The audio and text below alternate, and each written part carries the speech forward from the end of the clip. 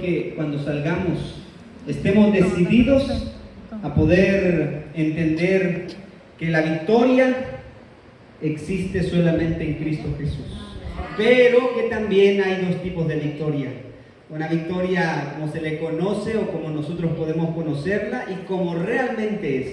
El tema de esta mañana se titula Una victoria diferente.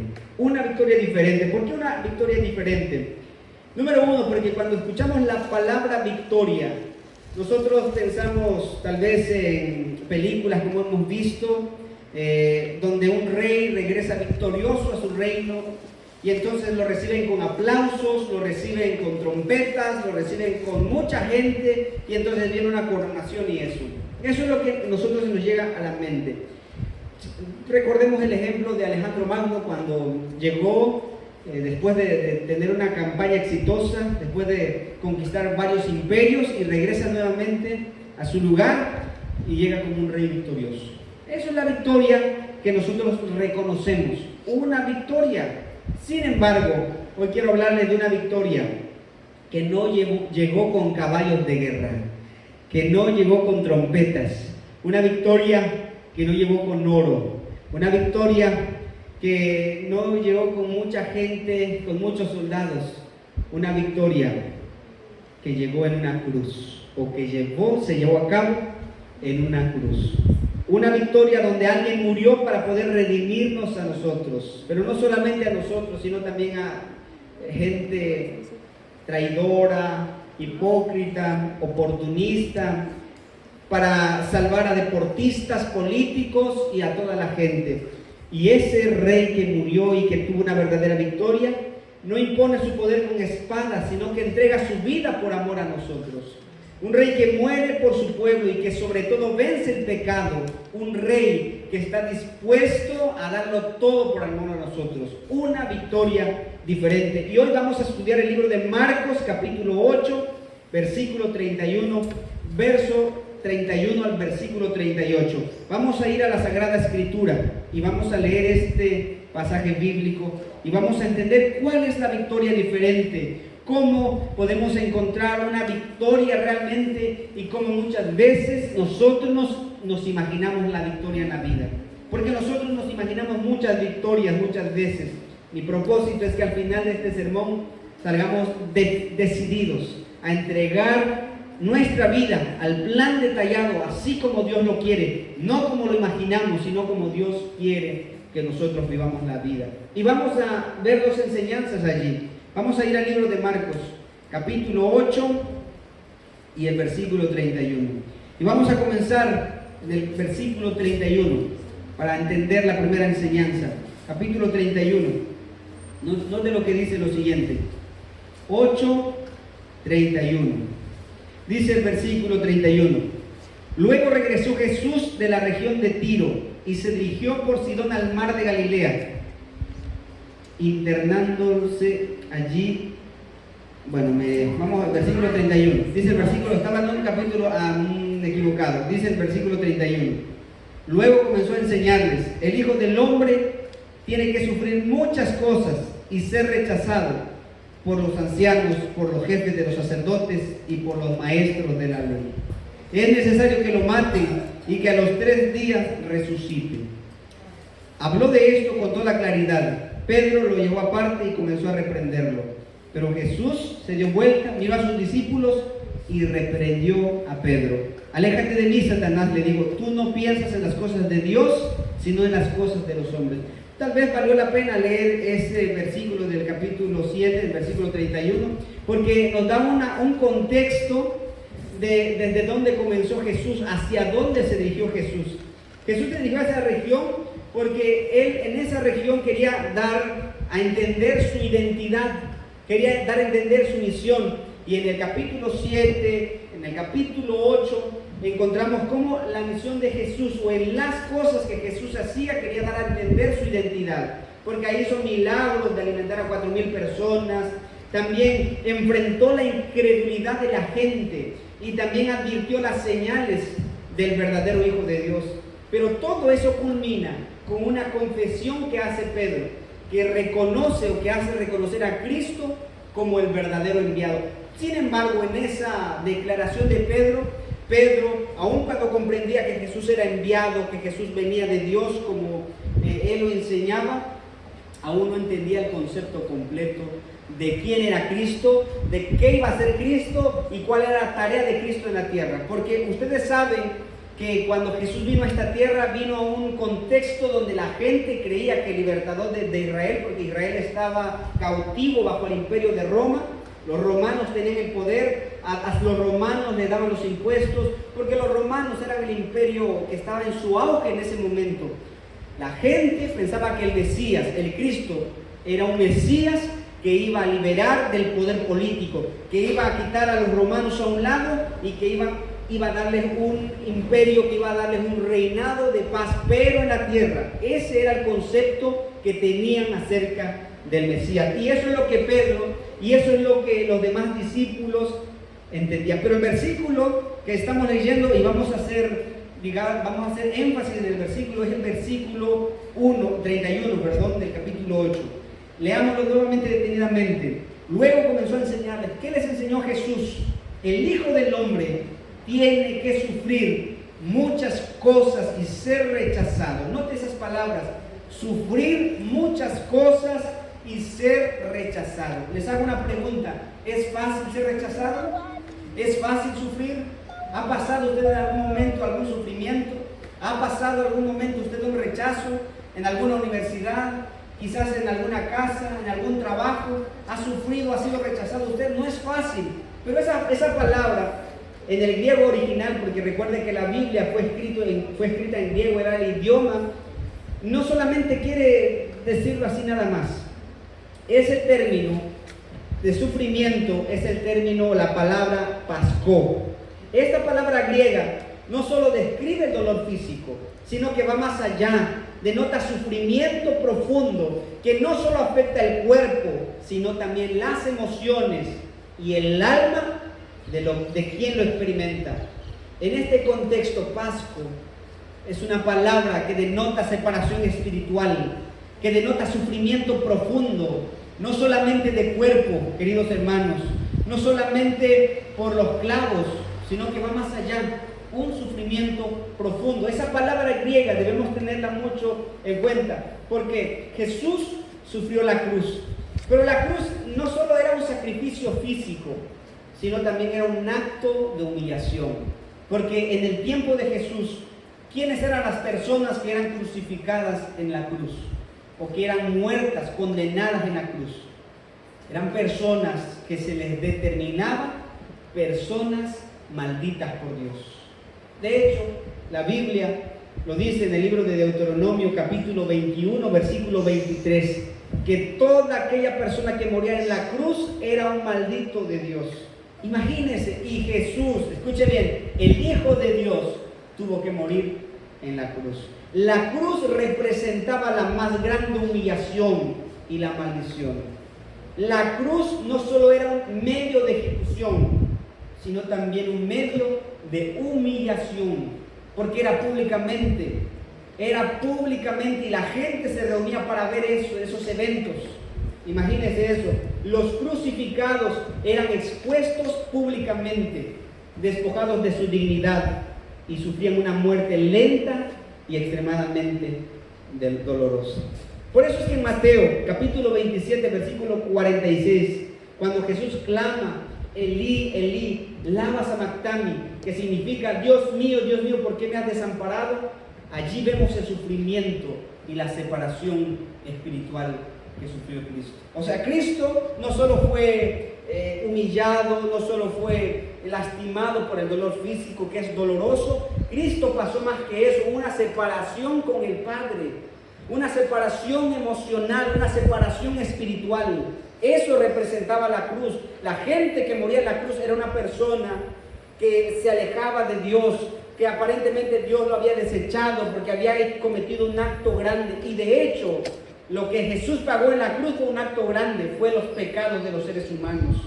Eso es lo que Jesús pasó en la cruz. La cruz era un problema grande en el tiempo de Jesús. Pero sí, lo que yo quiero resaltar en esta mañana también es que aunque la cruz es un símbolo de carga de pecados, y una separación temporal de Dios, la cruz no solo fue un acto de tortura, sino también un acto espiritual profundo de reconciliación de Dios con el hombre.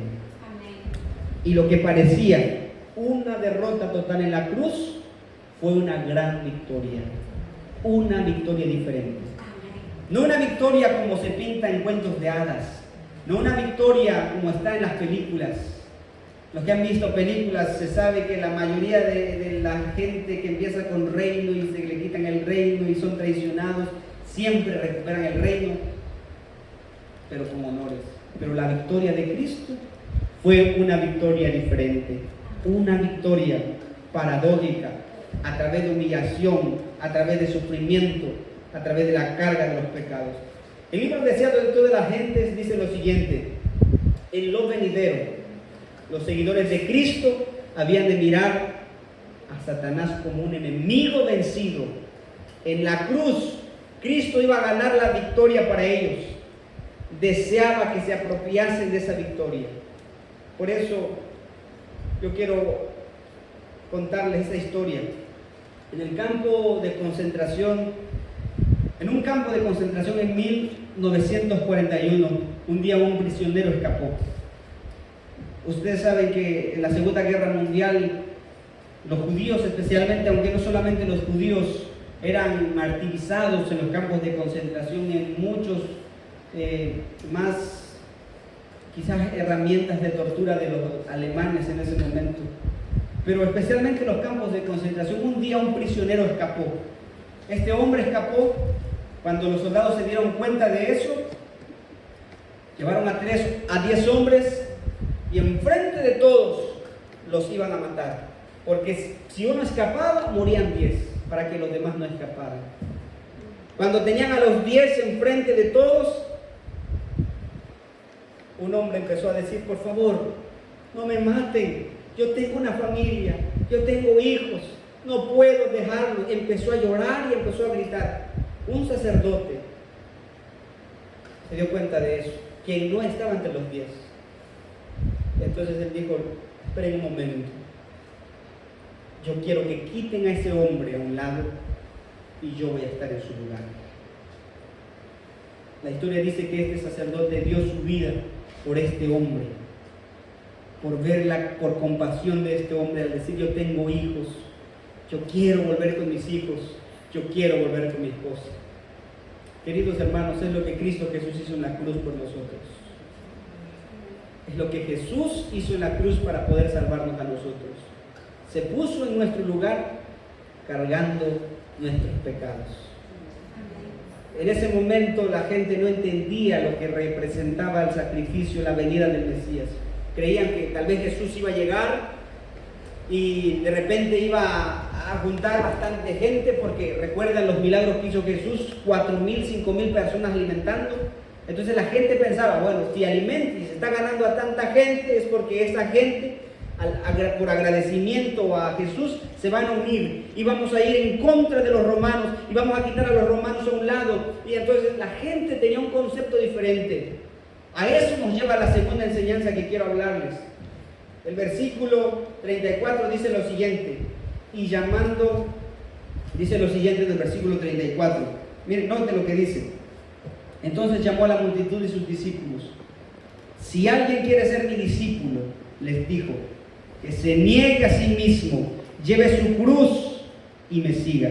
Porque el que quiera salvar su vida la perderá, pero el que la pierda por mí y mi causa, la salvará. Porque ¿de qué sirve el mundo entero ganárselo si se pierde la vida? Ustedes saben, queridos hermanos, que los discípulos tenían un concepto bien errado de Jesús. Un día una madre llevó a sus 2 discípulos a Jesús y le dice lo siguiente: oye Jesús, yo quiero por favor que cuando tú tengas tu reino, sientes a alguno de mis hijos a tu derecha o a tu izquierda. Porque esta mamá decía: bueno, yo veo a mis hijos que tienen buenas tienen buena chispa, tienen buena actitud, son pilas para todo. Yo quiero que ahora ellos sirvan a Jesús en su reino, porque la mamá y los discípulos creían que Jesús iba a sentarse un día en el trono de Israel. Ese era el concepto. Y muchos de los discípulos se habían imaginado y se habían puesto el traje para verse bien cuando estaban con Jesús. Y todos ellos se preguntaban en muchas ocasiones, ¿quién va a ser el mayor? Tenían ese problema. Cuando caminaban con Jesús durante ese tiempo de su ministerio, muy a menudo los discípulos se peleaban entre ellos. Se peleaban porque ellos creían que ellos tenían las mejores aptitudes para andar con Jesús, para ser el primero. Y por eso Pedro siempre estaba al principio, siempre quería sobresalir. Cuando Jesús fue arrestado, ustedes recuerdan la historia, mientras el criado de estos sacerdotes quería arrestar a Jesús, él sacó su espada, y en vez de darle al soldado, le quitó la oreja a Malcolm. Porque Pedro siempre quería sobresalir, porque en los discípulos siempre había un espíritu de competitividad. A ver quién quería ser el primero, porque creían que el reinado de Jesús iba a ser en esta tierra. Yo les hago una pregunta. ¿Cuán a menudo nosotros nos imaginamos la película de nuestra vida? ¿Cuán a menudo nos vemos en puestos grandes en la vida? ¿Cuán a menudo nosotros queremos vernos ante la sociedad, ante la iglesia, como las mejores personas? ¿Sabe una cosa? La imagen que tenía Pedro de Jesús no solo se centraba en el liderazgo espiritual, sino también en un liderazgo glorioso y lleno de poder. Bien interesante, porque Pedro tenía esto, y al escuchar que Jesús iba a morir, Pedro perdió sus sueños, perdió sus esperanzas, porque él se había imaginado una película diferente, porque él se había visto con Jesús caminando en las calles de Jerusalén, subido quizás en un carro, y la gente aplaudiendo al maestro, y Pedro al lado de Jesús, y los discípulos atrás. Esa era la película que tenía Pedro. Eso era lo que pensaban los discípulos de Jesús. Pero al oír a su maestro decirle ahora, yo tengo que morir y al tercer día resucitar, Pedro se preguntó, Señor, ¿pero cómo es eso? No digas eso, Señor. Nosotros sabemos que tú vas a ser un rey victorioso y que vas a ganar y que vas a vencer. No digas eso, por favor. Jesús le dice, por favor, no me seas piedra de tropiezo. Y el versículo dice, si alguien quiere ser verdaderamente mi discípulo, que se niegue a sí mismo, lleve su cruz y me sigue. Con esta palabra en el versículo 33, es una palabra también griega que quiero resaltar, que se lee epitémensen, que significa reprendió. Pero esa no fue una reprensión ligera. Cuando él reprende a Pedro, no fue una reprensión ligera, fue enérgica, una respuesta directa al concepto erróneo que tenía Pedro. Él reprendió completamente. Jesús le reprendió con el deseo de que cambiara de dirección, que cambiara de pensamientos porque estaba equivocado. Y en el versículo 34 Jesús hace un llamado claro y radical. Si alguien quiere venir en pos de mí, niéguese a sí mismo. Pero también la palabra es una palabra griega que se traduce generalmente como negar o rechazar. Y tiene un significado muy profundo. No se trata solamente de una renuncia superficial, sino también temporal y completa. Un rechazo total de nuestra naturaleza. Es decir, para que me entiendan mejor, cuando Jesús hace ese regaño, podría decirlo así, y le dice, niéguese a sí mismo, en esa palabra griega le está diciendo, deja a un lado tus sueños, deja a un lado lo que tú piensas de ti, deja de imaginarte cosas. La victoria que yo quiero darte no es como tú lo piensas. La victoria y la felicidad que quiero darte no es como tú has pintado en tu película. Cuando Pedro recibió el llamado de seguir a Jesús al Maestro, él empezó a escribir también su historia. Yo voy a ser un excelente hombre, un excelente predicador. Voy a predicar quizás en grandes auditorios. Voy a hacer eso. Pero la película que tenía Jesús para Pedro era muy diferente. La película de Pedro era que el final iba a ser crucificado de cabeza. Note ¿Cómo es que Pedro se había imaginado una película completamente diferente? Y Jesús tenía una película muy diferente para Pedro. Por eso en esta hora, mis apreciables hermanos, ¿cuántas veces hemos pensado que la vida es a la ligera? Tal vez cuando usted tenía menos edad se imaginaba una vida distinta. Tal vez usted se imaginaba conceptos distintos. Tal vez usted se imaginaba felicidad plena, mucho dinero, un carro del año, una casa enorme. Tal vez se imaginaba cosas diferentes a lo que usted tiene hoy. Pero tal vez no era la verdadera película que tiene Jesús para usted. Si Jesús tiene en sus manos el pincel, yo le quiero decir, no importa el cuadro que usted tenga en la vida en este momento. Si Jesús tiene la pluma en sus manos, la historia de usted no se ha terminado. Pero no permita que el yo se interponga en lo que Dios quiere para usted. Porque si me preguntaran a mí, ¿qué es lo que tú quieres? Bueno, yo quiero graduarme, recibir un llamado, irme a trabajar a algún distrito y luego hacer esto y hacer esto. Esa es la película que tengo yo en mi mente.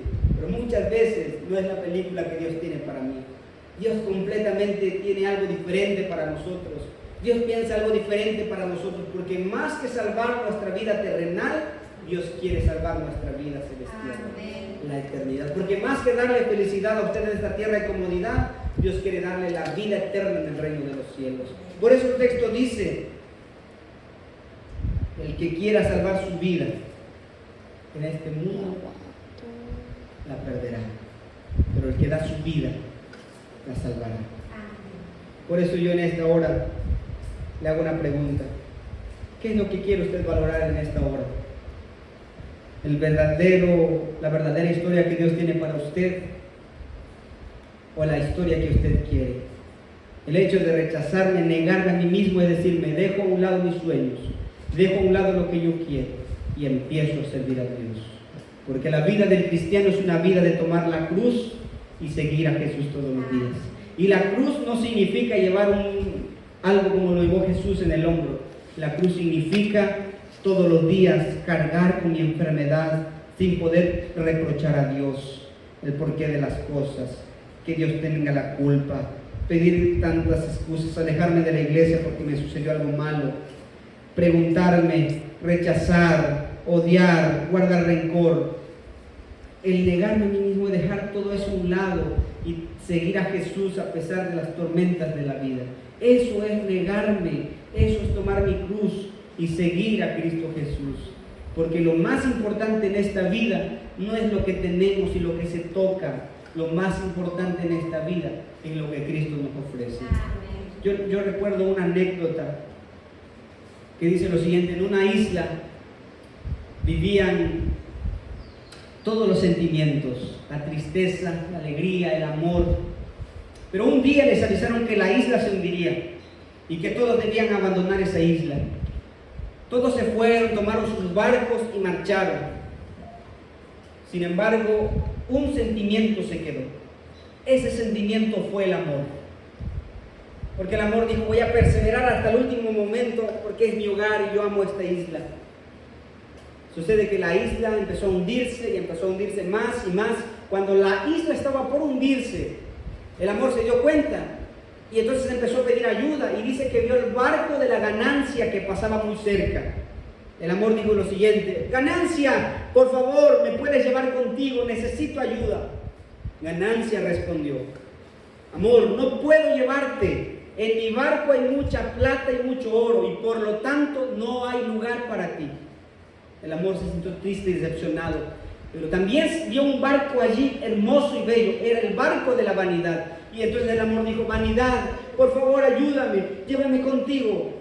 Amor, no puedo llevarte, respondió vanidad, porque estás mojado y eso puede arruinar mi barco. No hay lugar para ti en mi barco. El amor se dirigió también al barco de la tristeza. Tristeza, por favor, llévame contigo. Tristeza respondió: ay, amor, estoy tan triste que necesito estar solo. El barco de la alegría cuenta la historia que pasaba muy cerca, pero la alegría tan contenta que ni siquiera notó la presencia del amor. Pero de repente se escuchó una voz por allá: amigo, hey, por favor, mira, yo puedo llevarte. Era un anciano. El amor se sintió tan bendecido que olvidó preguntar el nombre del anciano. Cuando llegaron a tierra firme, el anciano siguió su camino. El amor percibió cuánto debía este anciano, así que preguntó a otro anciano llamado Conocimiento: Señor, ¿usted sabe quién fue el que me ayudó? El anciano llamado Conocimiento respondió: muchacho, era el tiempo. ¿El tiempo?, preguntó el amor. ¿Por qué tendría que ayudar en el tiempo a mí? ¿Por qué el tiempo me tendría que ayudar a mí? El Conocimiento sonrió y con profunda sabiduría respondió: porque únicamente el tiempo es capaz de comprender la importancia del amor. Querido hermano y querida hermana, solo el amor de Cristo importa en esta tierra, porque todo lo que tengamos en esta tierra un día se va a terminar. Porque ya sea material o no material, título, no título, dinero, no dinero, se va a terminar. No importa cuánto podamos acumular, poco o mucho, todo lo que usted sea, poco sea mucho, se va a terminar en esta tierra. Pero solamente el amor de Cristo perdurará por toda la eternidad. Solo el amor de la cruz importa y vale la pena atesorar en nuestra vida. Solo el sacrificio que Jesús hizo en la cruz vale la pena. Así que cuando usted enfrente situaciones difíciles, no se pregunte, no cuestione, no reniegue, no guarde rencor hacia Dios. Entienda que muchas veces la película que pensábamos no es como sucede en la vida. Cuando Juan el Bautista pasaba allí, estaba en la cárcel, también él se preguntó: yo creo que algún momento va a haber un temblor y se van a abrir las puertas. Pero él recordó que no era su historia, esa historia era de Pablo. Cuando Pablo estaba en la cárcel, sí hubo un temblor y las puertas se abrieron, pero cuando Juan el Bautista estaba en la cárcel no hubo ningún terremoto y ni siquiera las puertas se abrieron. Y Juan el Bautista tuvo que ser muerto quitándole la cabeza.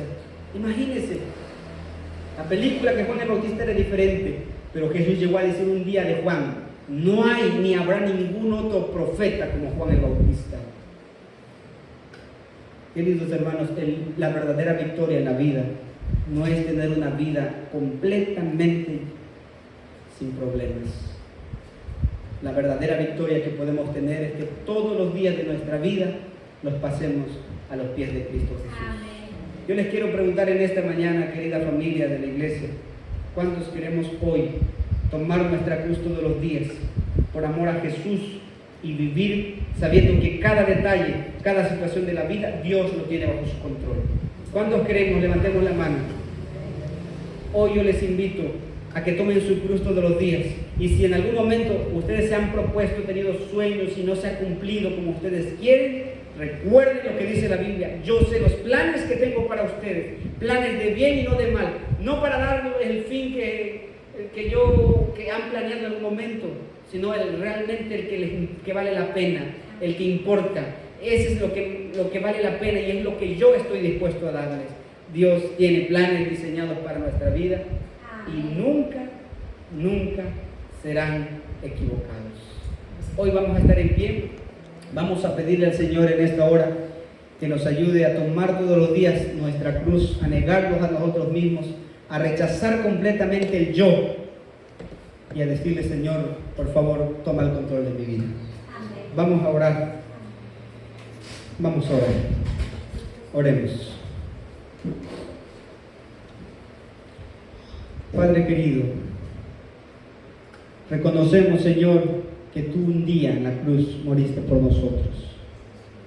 Que hiciste ese anuncio a tus discípulos. Tal vez ellos no lo tomaron a bien, porque ellos tenían un concepto equivocado, Señor. Tal vez ellos se habían escrito una historia diferente, tal vez ellos habían visto algo diferente. Sin embargo, tú les mostraste que a pesar de que no se cumplió lo que ellos querían, nunca tuvieron un puesto administrativo en el reino de Israel, nunca tuvieron grandes riquezas tal vez, nunca fueron homenajeados en ese momento, Señor. Pero hoy en día los discípulos nos recuerdan hombres que decidieron aceptar el llamado y seguirte. Un Pedro que murió de cabeza crucificado porque dijo que no era digno de morir como tú, Señor. Un Juan que fue decapitado, Señor, pero que no hubo ningún otro profeta como él en la tierra. Señor, tal vez no terminaron las historias de ellos como querían, pero en el reino de los cielos habrá un homenaje, tal vez habrá un puesto, Señor, cerca de ti, cerca de tu mesa, Señor, y es lo que vale la pena. Tal vez en este momento, Señor, algún hermano, alguna hermana no esté viviendo la película que soñó de niño o de niña. Tal vez no está pasando lo que planeaba en su cuento de hadas, Señor. Pero hazle entender que tú tienes el control de su vida y que nada de lo que nos sucede en la vida es algo que no está escrito en el plan tuyo, en el guión tuyo, Padre querido.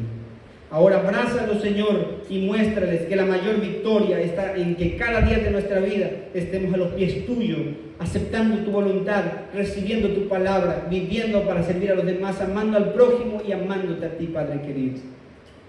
Hoy, Señor, te invitamos a que mores en nuestros corazones y nos enseñes cómo tú tuviste una verdadera victoria en la cruz y nos salvaste. Gracias por todo, Señor. Gracias por escucharnos. En el nombre de Jesús. Amén.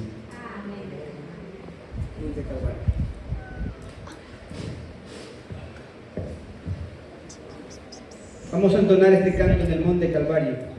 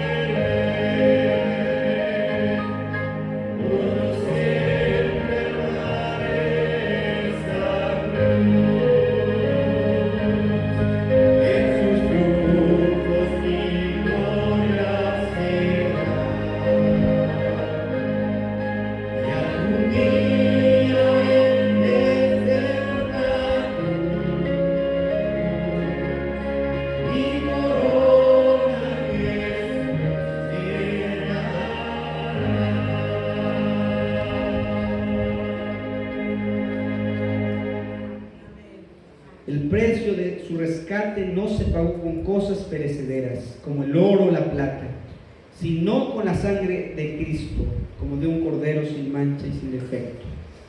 Primera de Pedro, capítulo 1, verso 19. Oremos. Dios, gracias por tu palabra en esta mañana y por darnos la oportunidad de estar en tu casa.